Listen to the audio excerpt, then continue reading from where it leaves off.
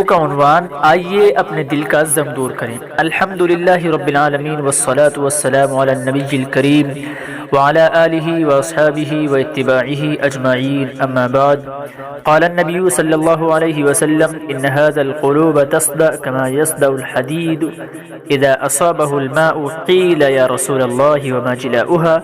قال كثرة ذکر الموت وتلاوة القرآن، او كما قال علیہ الصلاة والسلام۔ میرے عزیزوں، بزرگوں، دوستوں، نبی کریم صلی اللہ علیہ وسلم کا فرمان مبارک ہے کہ دلوں کو بھی زنگ لگ جاتا ہے جس طرح لوہے کو پانی لگنے سے زنگ لگتا ہے۔ عرض کیا گیا یا رسول اللہ، ان کی صفائی کی تدبیر کیا ہے؟ دلوں کی صفائی کیسے کی جا سکتی ہے؟ فرمایا کہ موت کو بار بار یاد رکھنا اور قرآن پاک کی تلاوت کرنا۔ دل میں زنگ لگ جانے کی علامت یہ ہو سکتی ہے کہ نماز میں، عبادت میں، ذکر میں، تلاوت قرآن مجید میں دل نہ لگے، مناجات اور دعا کی توفیق ختم ہو جائے، دل میں اس قدر سختی آ جائے کہ رحمت و شفقت و محبت کے جذبات کی جگہ غصہ، کینہ، بے رحمی کے جذبات امڑ آئے، اپنی غلطی، اپنی کوتاہی، اپنی خامی نظر نہ آئے، اپنے آپ کو معصوم، فرشتہ صفت اور نیک سمجھ لے۔ یہ تمام آثار، یہ تمام نشانیاں، یہ تمام علامت اس بات کی ہے کہ دل میں زنگ ہونے کا پتہ دیتی ہے۔ آئیے آج ہم موت کی یاد سے اپنے دل میں لگے زنگ کو دور کرنے کی کوشش کریں۔ روزانہ رات کو ہم لیٹتے ہیں، روشنی بند کرتے ہیں، آنکھیں بند ہو جاتی ہیں، یہ منظر تقریباً قبر سے ملتا جلتا ہے۔ اس وقت ہمیں سوچنا چاہیے گویا ہم دنیا کی تمام زیب و زینت، چمک دھمک اور رونق کو چھوڑ کر قبر کی پتریلی زمین پر ڈال دیے گئے ہیں۔ اب ہمارا کوئی پرسان حال نہیں ہے، کوئی ہمیں پوچھنے والا نہیں ہے، کوئی رشتہ دار، ماں باپ، بیوی، بچے، دوست، رشتہ دار، دوست و احباب، غرض یہ کہ سب نے قبر کے گھور اندھیرے میں ہمیں چھوڑ دیا ہے۔ اس کے بعد اپنے دن بھر کے اعمال کا جائزہ لیجئے۔ صبح اٹھنے سے رات سونے تک کتنے آپ نے فرائض چھوڑے ہیں، کتنے واجبات ادا نہیں کیے اور کتنی سنتیں ترک کر دی۔ کسی کا دل تو نہیں دکھایا، کسی کی غیبت تو نہیں کی، کسی کا حق تو نہیں مارا، اپنی بڑائی کے جذبے میں کسی شخص سے بے توجہی تو نہیں برتی، دکھاوے اور نشو و نمائش نیز ناموری کے لیے تو کوئی عمل نہیں کیا۔ کیا یہ احساس رہا کہ مالک الملک، خالق کائنات، صاحب ذوالجلال والاکرام، عظیم رب مجھے دیکھ رہا ہے؟ اس کی عظمت و جلال کا لحاظ کرتے ہوئے گناہ سے رکنے کا جذبہ پیدا ہوا یا نہیں؟ اگر ہم رب کریم کے حاضر و ناظر ہونے کے احساس سے محروم رہے تو یقیناً یہ ہماری بدبختی ہے کہ جس رب عظیم کو فراموش کر کے ہم نے دن گزارا، آج اسی رب عظیم کے بارے میں سب سے پہلے سوال ہونے جا رہا ہے۔ یہ آج ہماری قبر کی پہلی رات ہے۔ کاش کہ ہم نے دن بھر اپنے رب کو یاد کر لیا ہوتا، اپنے رب کو یاد کر لیا ہوتا، اپنے رب کو یاد کر لیا ہوتا، تو بالکل فطری طور پر من ربک کا جواب ربی اللہ ہی ہمارے دل سے نکلتا۔ چونکہ چند لمحات کی مہلت ابھی باقی ہے، لہذا ہمیں طے کرنا چاہیے کہ ہمیں رب ذوالجلال والاکرام کو ہر وقت یاد رکھنا ہے، اس کی قربت، اس کی موجودگی، معیت کے احساس کو تازہ رکھتے ہوئے اس کے حکموں پر عمل پیرا ہوتے ہوئے زندگی گزارنی ہے۔ موت کی یاد اور اسی طرح ہمارے اندر اصلاح کا جذبہ پیدا کرتی ہے اور دل کا زنگ چھوٹنے لگتا ہے۔ میرے عزیزو، موت ایک ایسی حقیقت ہے کہ دنیا کا کوئی انسان اس کا انکار ہوش و حواس قائم رہتے ہوئے بھی نہیں کر سکتا۔ ہم سب جانتے ہیں کہ لازماً ہمیں موت آ کر رہے گی۔ موت کے مسئلے پر پوری دنیا کے تمام انسان بلکہ تمام حیوانات بھی متفق ہیں کہ موت سے کسی کو چھٹکارا نہیں مل سکتا۔ اسی لیے کمزور چوہا بلی کو دیکھ کر جان بچانے کی خاطر بھاگتا ہے۔ اسلام یہ بتلاتا ہے کہ موت زندگی کا خاتمہ نہیں بلکہ موت ایک ہمیشہ کی زندگی کا آغاز ہے۔ اس دنیا میں جو کاشت کی ہے، جو بویا ہے، اس کا پھل ملنے کا وقت موت کے بعد ہے۔ موت سے وہ نہیں ڈرتا جو آخرت کی زندگی کے لیے نیک اعمال کا ذخیرہ رکھتا ہے، لیکن جس نے بد اعمالیاں، بد اخلاقیاں، برائیاں، لوگوں کی برائیاں کی ہو، لوگوں کے ساتھ ظلم کیا ہو، ناانصافی کی ہو، لوگوں کے حقوق مارے ہو، ظلم و زیادتی کی ہو، اس کے لیے موت کا تصور ہی کپکپا دینے والا اور لرزا دینے والا ہوگا۔ موت سے کسی کو راہ فرار اختیار نہیں ہے، کوئی انسان موت سے نہیں بچ سکتا۔ عام انسان بھی مرتے ہیں، وی آئی پی لوگ بھی مرتے ہیں، بڑے بڑے آفیسر بھی موت کا مزہ چکھتے ہیں، منسٹر بھی موت سے محفوظ نہیں ہے، ایڈوکیٹ اور ججوں کو بھی آخرت کی عدالت میں ضرور حاضر ہونا ہے۔ نہ وہ ڈاکٹر اور سائنس بھی موت کے اندیشے سے بے فکر نہیں ہے۔ پھر سب سے بڑا المیہ یا ٹریجڈی یہ ہے کہ کسی انسان کو پتہ نہیں کہ کب تک زندگی کی مہلت باقی رہے گی، اور پتہ نہیں کہ کس لمحے بلاوا آ جائے گا۔ ابھی ہم بیٹھے ہیں، بات چیت کر رہے ہیں، ایک دوسرے کو دیکھ رہے ہیں، بیان سن رہے ہیں، باتیں کر رہے ہیں، اپنے کاموں کی طرف دھیان ہے، اپنے کاموں کی طرف توجہ کیے ہوئے ہیں کہ جملہ پورا ہونے سے پہلے ہو سکتا ہے کہ جملہ پورا ہونے سے پہلے ہمارا وقت ہو جائے اور کوچ کرنے کا سگنل ہماری روح کو مل جائے۔ پھر ہم ایک لمحہ بھی اپنی زندگی کا بڑھا نہیں سکتے، سب کچھ چھوڑ کر ہمیں اپنے رب کریم کے حضور حاضر ہونا پڑے۔ سکندر کے بارے میں آپ جانتے ہیں کہ اس نے پوری دنیا کو فتح کرنے کا ارادہ کیا تھا اور خوب فتوحات حاصل بھی کی، لیکن عین فتوحات کے دوران اس کی مہلت ختم ہو گئی تو وہ کہہ اٹھا کہ میں دنیا کو فتح کرنا چاہتا تھا مگر موت نے مجھے فتح کر لیا۔ افسوس کہ مجھے زندگی کا وہ سکون بھی حاصل نہ ہو سکا جو عام انسان کو بآسانی مل جاتا ہے۔ اسی طرح نیپولین بوناپارٹ بھی ایک بڑا فاتح تھا۔ اس نے آخری سانس لیتے ہوئے اپنے احساسات اس طرح ظاہر کیے کہ مایوسی کو میں گناہ اور جرم سمجھتا تھا، مگر آج مجھ سے زیادہ مایوس کوئی نہیں۔ دو چیزوں کا میں بھوکا تھا، ایک سلطنت اور دوسرے محبت۔ حکومت مجھے ملی ضرور لیکن میرا ساتھ نہ دے سکی۔ وہ لکھتا ہے کہ حکومت مجھے ملی ضرور لیکن وہ میرا ساتھ نہ دے سکی۔ محبت میں میری زندگی بھر میں باوجود تلاش کرنے کے میں اس سے محروم ہی رہا۔ خلیفہ ہارون رشید جو دنیا کے 60% علاقے پر حکمران تھے، ان کے آخری احساسات بھی سن لیجئے۔ میں نے عمر بھر غم سے آزاد رہنے کی کوشش کی۔ وہ لکھتے ہیں کہ میں نے عمر بھر غم سے آزاد رہنے کی کوشش کی لیکن غم سے چھٹکارا نہ پا سکا۔ انتہائی دکھ اور فکر کی زندگی میں گزاری۔ ہر صبح مجھ پر غموں کو لے کر طلوع ہوئی۔ اب میں موت کے منہ میں ہوں، جلد ہی قبر میرے جسم کو نگل جائے گی۔ یہی ہر انسان کا انجام ہے، مگر ہائے افسوس کہ ہر انسان اپنے انجام سے غافل پڑا ہے۔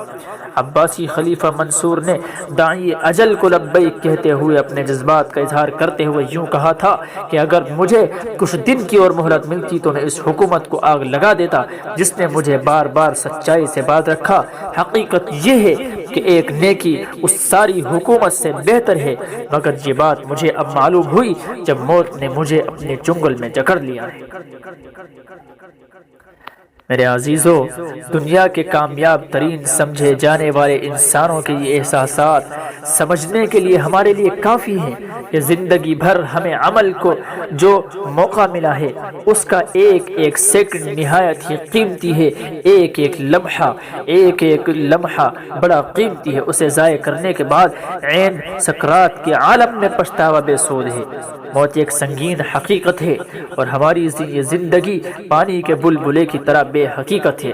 یہ احساس اگر ہم نے اپنے اندر پیدا کر لیا تو آج اور ابھی گناہوں سے معافی طلب کر کے اللہ کے حضور اپنے گناہوں کی معافی مانگے۔ اپنے رب عظیم کو منانے کے لیے ہمیں آمادہ ہونا چاہیے اور اپنے تمام بندوں کے حقوق کی ادائیگی میں جو کوتاہیاں ہم سے ہوئی ہیں، جو ہم نے لوگوں کے حقوق میں ناانصافی کی ہے، جو ہم نے حق تلفی کی ہے، ان کی تلافی کر لینی چاہیے، اور یہ علامت ہوگی ہمارے ضمیر کے زندہ ہونے کی، قلب کی صفائی کی اور تزکیہ نفس کی۔ دعا کریں اللہ تعالی ہمارے دلوں میں لگے زنگ کو دور فرمائے اور ہمیں ایسی خشیت سے نوازے گویا ہم اپنے رب کریم کو دیکھ کر لرزتے کانپتے محبت کے ساتھ ساتھ منانے کی جان توڑ کوشش کر رہے۔ نبی کریم صلی اللہ علیہ وسلم نے دل کے زنگ کو دور کرنے کی دوسری تدبیر یہ بتائی کہ تم قرآن کریم کی تلاوت کرتے رہو۔ اللہ تعالیٰ قرآن مجید سے اپنے روحانی پیاس بجھانے کی توفیق عطا فرمائے اور ہمارے دلوں کو سختی سے دور فرمائے۔ نبی کریم صلی اللہ علیہ وسلم انسانیت کو بیدار کرنے اور مردہ دلوں کو زندگی بخشنے کی کوشش میں مسلسل مصروف عمل تھے، لیکن وہ لوگ جن کے قلوب اپنی نفسیاتی خواہشات خواہشات کی تکمیل میں مگن اور دنیاوی آسائشوں کے حصول میں مست تھے۔ آپ صلی اللہ علیہ وسلم کی مبارک دعوت کو نظر انداز کرنے کی خاطر خواہ اعتراض کیا کرتے تھے۔ ان کے لیے اللہ بزرگ برتر کی جانب سے آیات قرآنی کی صورت میں جواب نازل ہوا کرتا تھا۔ انہی میں سے ایک اعتراض یہ بھی تھا کہ مرنے کے بعد جب انسان کی ہڈیاں گل سڑ جاتی ہیں تو پھر ان میں دوبارہ زندگی کیسے پیدا کی جا سکتی ہے؟ جب دوسری زندگی ہی ناممکن نظر آ رہی ہے تو کیسی قیامت اور کاہے کا روز جزا؟ اس کا جواب سورہ قیامت کی آیت کی نازل ہوئی نے منکرین کا اعتراض نقل کیے بغیر ہی فرمایا، نہیں میں قسم کھاتا ہوں روز قیامت کی، اور نہیں میں قسم کھاتا ہوں ملامت کرنے والے نفس کی۔ میرے عزیز محترم دوستو، قسم قرآن مجید میں عموماً گواہی دینے کے لیے استعمال کی گئی ہے۔ یہاں فرمایا گیا کہ انسان کا ملامت کرنے والا ضمیر یا نفس گواہ ہے کہ قیامت لازماً آ کر رہے گی۔ انسانوں کو ملامت کرنے والا ضمیر ہم میں سے ہر شخص اپنے اندر محسوس کر سکتا ہے۔ ہمارے دل و دماغ میں ایک چھپی ہوئی آٹومیٹک مشین ہے، تھرمامیٹر یا بیرومیٹر کی طرح یہ نہایت ہی حساس مشین ہے، جسے ہم اردو میں ضمیر، ہندی میں انترآتما کہتے ہیں اور عربی میں نفس لوامہ کہا جاتا ہے۔ وما ابرئ نفسی ان النفس لامارہ، عربی میں امارہ کہا گیا اس کو۔ تمام زبانوں میں ان الفاظ کا پایا جانا اس بات کا ثبوت ہے کہ یہ دنیا بھر کی مانی ہوئی حقیقت ہے کہ ہمارے دل مالک و خالق نے ہمارے اندر ایک ایسی مشین رکھی ہے جو ہر وقت بھلائی اور برائی کے فرق کو محسوس کرتی ہے۔ اچھے عمل پر ہمیں خوشی محسوس کراتی اور برے عمل پر افسوس، دکھ، ندامت، شرمندگی اور پشیمانی ہر انسان اپنے اندر محسوس کر سکتا ہے۔ ساری دنیا کے انسان جانتے ہیں کہ ہمارے اندر ایک عدالت قائم ہے جو بھلائی اور برائی میں تمیز کرتی ہے، بھلائی کو سراہتی ہے، برائی پر ٹوکتی ہے۔ ضمیر کا یہ احساس اس بات کا ثبوت ہے کہ انسان اس دنیا میں بالکل آزاد اور بے لگام نہیں، نہ بغیر بریک کی گاڑی کے جہاں چاہے وہاں ٹکر مار دی اور چلی گئی، بلکہ ہم ایک پابند، ذمہ دار اور جواب دہ مخلوق ہیں۔ ہمیں اللہ کو جواب دینا پڑے گا اپنے ایک ایک لمحے کا، جو ہم نے دنیا کے اندر گزارا ہے، جو ہم نے دنیا کے اندر کمایا ہے، جو ہم نے کھایا ہے، ہر چیز کا حساب دینا پڑے گا اللہ۔ اگر ہم پابند نہ ہوتے تو صرف اس لیے پیدا کیے جاتے کہ چاہے کھائے پیے، جیسے چاہے عیش کرے، مزے کرے، آزادہ زندگی گزارے، تو پھر ہمارے دل میں چبھنے اور ٹوکنے والی ضمیر نامی مشین کیوں لگائی جاتی؟ یہ اسی لیے لگائی گئی ہے تاکہ انسان غور و خوض کرے، وہ سوچے اور فکر کرے۔ اتنے حساس آلے کا ہمارے اندر موجود ہونا اس بات کی علامت ہے کہ اس دنیا کا اور ہمارا پیدا کرنے والا ہمارا رب ہمارے رویے اور ہمارے عمل کے بارے میں بہت ہی گہری اور دلچسپی رکھتا ہے۔ اس کے 1 لاکھ سے زیادہ پیغمبر علیہ السلام نے جو دنیا کے مختلف ملکوں میں مختلف زمانوں میں تشریف لائے، سب نے یہی یقین دلایا کہ جس رب عظیم نے یہ کائنات سجائی ہے، یہ کائنات کا نظام چلا رکھا ہے، جس رب نے اس کائنات کو وجود بخشا ہے، وہ اس کو ایک بار منتشر اور فنا کر کے دوبارہ وجود میں لائے گا اور اس فانی زندگی کے ہر کرتوت کی سزا دے گا۔ میرے عزیزو، پھر اس رخ پر بھی غور فرمائیے کہ ہمارا ضمیر بھی یہی چاہتا ہے کہ بھلے انسان کا بھلا ہو اور برے کا برا ہو۔ ظاہر ہے یہ احساس ہمارے خالق و مالک ہی نے ہمارے اندر پیدا فرمایا ہے۔ اگر وہ بدلے کا کوئی دن برپا کرنے والا نہ ہوتا تو وہ یہ احساس ہی کیوں پیدا فرماتا؟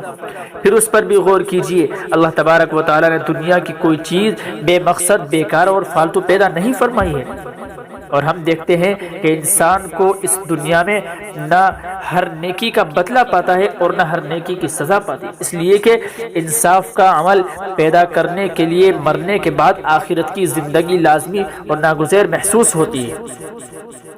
اور اسی زندگی کے بارے میں تمام پیغمبر علیہ السلام نے امتوں کو خوشخبری دی اور ڈرایا اور انہیں سنایا اور آخرت پر ایمان لانا اور ایمان لانے کی شرط قرار دیا ہے۔ پھر ہم سے جب کوئی گناہ ہو جاتا ہے، مثلا ہم نے کسی کا دل دکھایا، کسی پر ظلم کیا، کسی کے ساتھ ناانصافی کی، کسی پر زیادتی کی تو ہمیں ضرور افسوس ہوتا ہے اور ہمارا ضمیر یا ملامت کرنے والا نفس ہمیں ملامت کرتا ہے۔ اسی طرح اگر ہم سے کوئی نیک عمل صادر ہو جائے، مثلا کسی دکھی انسان کو ہم اس کے دل کے جو دکھ ہے، اس کی جو پریشانیاں ہیں، جو اس کی مشکلیں انہیں دور کر دے، اس کی ٹوٹی ہوئی امیدوں کو سہارا دے دیں اور اسے خوشیوں سے بھر دے تو ہمارا ضمیر خوشی محسوس کرتا ہے۔ اسی طرح ہمارے مولا کریم نے ہمارے اندر ہی ایک عدالت قائم کر رکھی ہے جو ہر وقت فیصلہ کرتی ہے کہ صحیح ہے کہ غلط ہے۔ ہمارا عادل اور منصف رب حق اور انصاف کے بارے میں اس قدر حساس ہے تو اس سلسلے میں خود ہمارے نفس میں ایک آٹومیٹک خودکار مشین فٹ کر رکھی ہے۔ وہ لازماً ایک بڑی عدالت قائم کرے گا۔ ان حقائق کی نشاندہی اور ہدایت لا اقسم بیوم القیامت ولا اقسم بالنفس اللوامہ کے مبارک الفاظ پر غور کرنے سے حاصل ہو جاتی ہے۔ اتنے مختصر اور جامع الفاظ میں اس قدر ایمان افروز مضمون یہ قرآن حکیم کا کھلا معجزہ ہے۔ یہ چند الفاظ ہمارے ضمیر کو زندہ کرنے کے لیے کافی ہیں۔ اسی طرح قرآن مجید کے مطالعے سے ہمارے قلوب کا زنگ دور ہو سکتا ہے، بشرطے کہ ہم علماء کرام اور مفسرین اعظام سے استفادہ کرتے ہوئے قرآن کریم میں غور و تدبر کریں۔ اللہ تبارک و تعالی ہمیں قرآن کریم کے حقیقی فیض سے سیراب فرمائے اور ہمارے قلوب میں لگے زنگ کو دور کرنے میں تلاوت قرآن کو کارآمد بنائے۔